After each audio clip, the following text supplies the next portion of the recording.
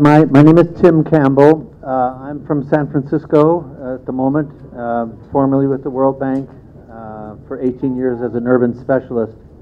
And I've looked at urban development in all parts of the world. I'm here as a judge, as so to speak, an outside independent observer. And the thing that most stands out for me at the moment is the energy that comes in the room in the hackathon.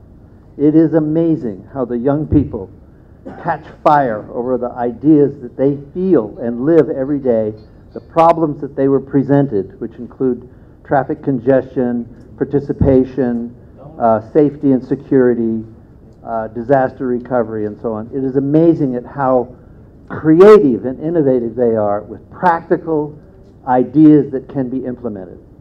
And so I congratulate all of you for having children that are fashioning a future that will make it better for everyone. So thank you very much. Right down my alley, but there are a number of people on the panel who also think a lot about smart cities. So in my view, the view of my most recent book, which is called Beyond Smart Cities, lie not just boxes with blinky lights and fiber optic cable. It's not just technology.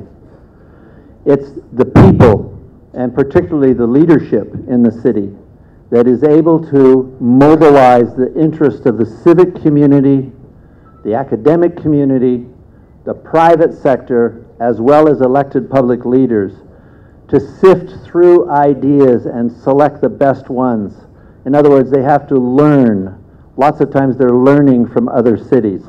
This is what you'll see in my book. I've discovered there are 1,000 cities on the planet that have a 500,000 population or more.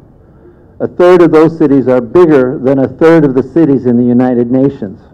These are places that have heft, that have money, that have ideas, that have talent.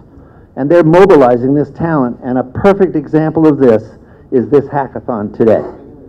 So the business school and the city and international experts, not me, but these guys, have come together to make this happen. And it's a perfect example of what smartness is. It's harvesting, it's harnessing the intelligence of the community. And we're seeing it here. It's a perfect example. So I hope I answered your question there. Hyderabad is already on the way. They already have the technology. Sure. That's not in How do you rate Hyderabad as a city? Hyderabad stand, right, from among its, let us say, competitors or its peers. I have been in Hyderabad. This is probably the 5th trip. But I'm not, usually it's coming to speak with institutions, with city leadership, with ASCII, other places. But I can tell you this much. I've walked through the markets. I've confronted the traffic. I visited hundreds of cities around the world, and I understand issues of water supply and waste disposal. And I have a rule of thumb about building cranes that one sees on the horizon in a city in some ratio to the population. And so, I mean, the one thing that's clear to me, particularly in talking with former city commissioner here in Hyderabad, a person who was extremely smart, who knew all there was to know about city finance, indeed someone who could teach my colleagues in the World Bank a thing or two about city finance, that there was plenty of good talent in the city. But when I come this time, on this trip, the thing that strikes me the most is these phases of transition that Hyderabad is in now. One sees it very strongly. Transition everywhere.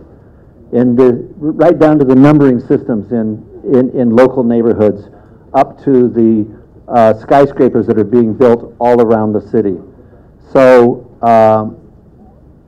my guess is that Hyderabad is not now ranked as one of the top 20 cities to do business on a global basis, maybe not even the top 50, but if these transition periods are concluded, and one finds more order in the city, more organized transit, the parking, the house numbering systems, the allocation of land and its resources, then with this talent, with the young people and with the smartness that one sees in the human beings here, then Hyderabad's future is very bright. That much I can say.